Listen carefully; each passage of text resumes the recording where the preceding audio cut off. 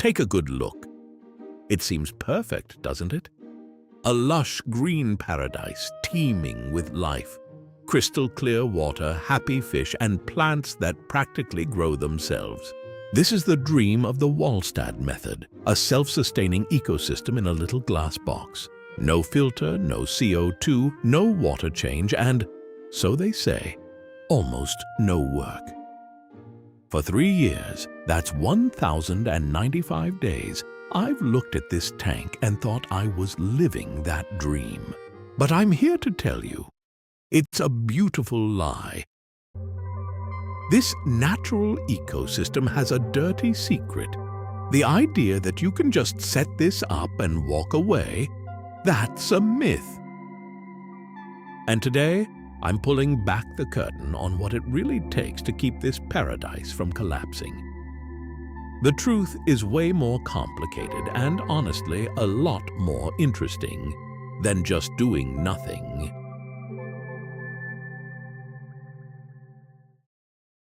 When I first set this tank up, I was inspired by the Walstad method. A 1-inch layer of organic potting soil, a 1-inch cap of gravel to hold it down, and plants. So many plants. The whole point is to overstock with plants and understock with fish, creating a system where the plants do all the heavy lifting. They become the biological filter, sucking up nasty stuff from fish waste like ammonia and nitrates, and in return, they pump out oxygen for the fish.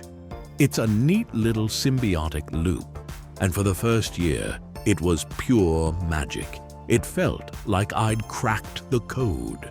I planted a ton of fast-growing stem plants and floaters, just like you're supposed to, so they'd outcompete algae from day one. The initial setup was a little messy, some cloudy water and nutrient spikes as the soil settled in, which is totally normal. But after those first couple of months, the system found its groove. I added a few fish for a light bioload and just watched.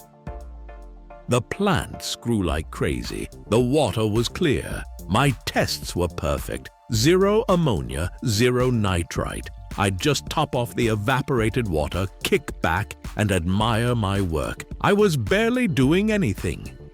I'd tell my friends, it runs itself. I honestly believed the dirty secret was that it was even easier than people claimed. I thought I'd reached the peak of the hobby, a beautiful, thriving aquarium that asked almost nothing of me. I couldn't have been more wrong. The real test of a Walstad tank isn't the first year, it's what happens next. Sometime after the 1-year mark, the first cracks started to show. They were small things at first. A stubborn patch of hair algae on that my cleanup crew of snails and shrimp just couldn't keep up with. Some of my fastest growing plants, the ones that had been total beasts, started to look a little pale. Their growth slowed right down. Then, the older leaves of other plants began to develop tiny holes, resembling pinholes, a typical sign of potassium deficiency. The floating plants, which used to form a huge green carpet that I had to clean every week, began to thin out on their own. This was a major red flag. Floating plants are like canaries in a coal mine. They consume huge amounts of nutrients, and when they start to wither, it's a sign that the free nutrients in the water are beginning to run out. My little paradise was starting to look tired. This is the exact point where a lot of Walstad tanks fail.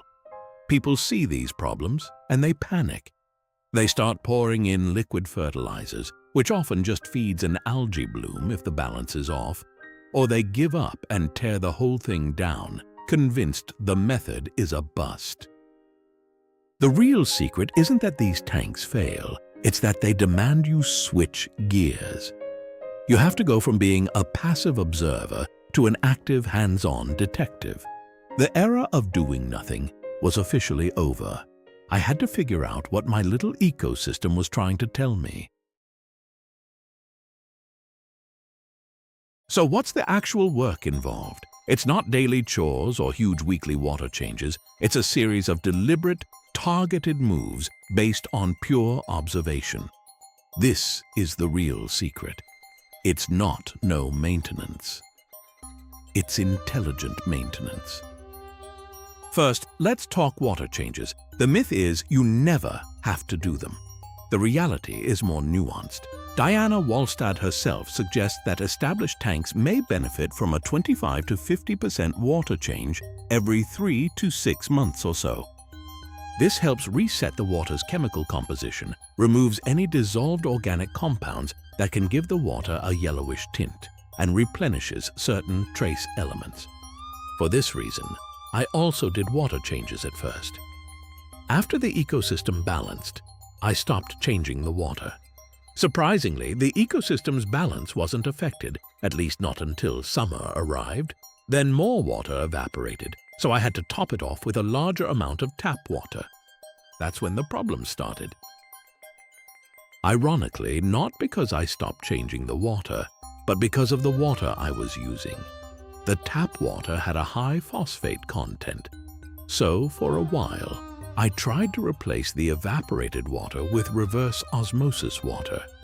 But that disrupted the ecosystem's balance. So I continued to replace the evaporated water with water from various sources. Tap water or various types of water that I buy for myself to drink. But I no longer wait several weeks for a large amount of water to evaporate. I top it off frequently with small amounts of water. So, secret number 1. Maintaining ecosystem stability requires topping off with water from multiple sources. Secret number 2 is the big one. That soil doesn't last forever. The potting mix is the engine of the tank, but it's a finite resource. After a couple of years, the easily accessible nutrients get used up. Some aquarists report their soil running out of steam in as little as 2 to 3 years, especially with hungry root-feeding plants. This was why my plant growth was stalling. The solution wasn't to dump in liquid fertilizers, which mostly feed the water column and can be an open invitation for algae. The solution was to go to the source. So I decided to make some soil tablets. You might think these capsules are just another type of root tabs. In reality, that's not the case. Of course, the soil provides nutrients for the plants, but these nutrients will be consumed quickly. What's even more important, however, is that the soil in these capsules will introduce a new generation of beneficial bacteria into this ecosystem. Beneficial bacteria in aquarium soil are critical for maintaining water quality and supporting plant health through the nitrogen cycle and organic decomposition. These microorganisms colonize the porous structure of the substrate, creating a living filter that processes waste and stabilizes the ecosystem. The new bacteria introduced into the soil will help this ecosystem slowly but over a long period of time. Secret number 3. You have to think of yourself as an underwater gardener. A Walstad tank is a garden, plain and simple, and gardens need tending. Healthy plant growth is the engine of the whole system. You have to prune your plants, let them get too overgrown and the lower leaves get shaded out, die, and rot, adding waste to the system. Trim too much and you slash the tank's filtration capacity. The goal is to maintain a state of lush equilibrium. I probably spend about 30 minutes every couple of weeks just trimming. I'll snip stem plants to make them grow back bushier and pull off old or yellowing outer leaves from my Amazon swords. Those trimmings don't go to waste. I either replant the healthy tops or, crucially, I remove them from the tank entirely. Every leaf you pull out is a physical export of nitrates and phosphates. It's manual filtration. Finally, secret number 4. You have to be disciplined with your light. Light is the gas pedal for everything in a planted tank. Too much light without enough nutrients is a one-way ticket to an algae farm. Early on, I ran my lights for about 12 hours straight. But as the tank matured and the nutrient balance changed, I noticed this was encouraging algae. So, I brought in the siesta. My lights are on a timer, 4 hours on, 4 hours off, then another 4 hours on. This break in the middle of the day allows CO2, which is produced naturally by the fish and soil, to build back up in the water. The plants then use this fresh burst of CO2 in the second lighting period for more efficient growth, which helps them outcompete algae. It's a simple trick, but it makes a huge difference in long-term balance. So where does that leave us after 1,000 days? This tank is more stable and resilient than ever. My water parameters are rock solid. Ammonia and nitrite are always 0. And my nitrate, the end-of-the-line compound that plagues so many fish keepers, consistently sits between 5 and 20 parts per million. The sweet spot for a planted tank, and proof that the plants are using up all the waste the fish produce. The algae is minimal, just a light dusting on the glass that I scrape off every month or so. The fish are colorful and healthy, and the plants are growing in a slow, steady, controlled way. It truly is a low-effort ecosystem now. But that low-effort state was earned through observation and smart decisions during that critical second year. It wasn't achieved by doing nothing. It was achieved by understanding that a natural aquarium isn't a zero-input system.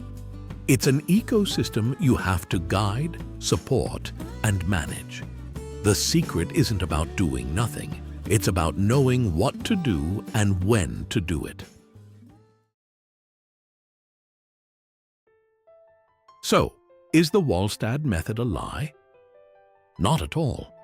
In my opinion, it's one of the most rewarding and sustainable ways to keep an aquarium.